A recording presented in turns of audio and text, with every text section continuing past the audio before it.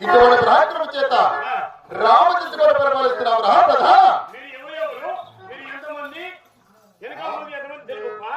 అవునా అలాగే తెలుపురా.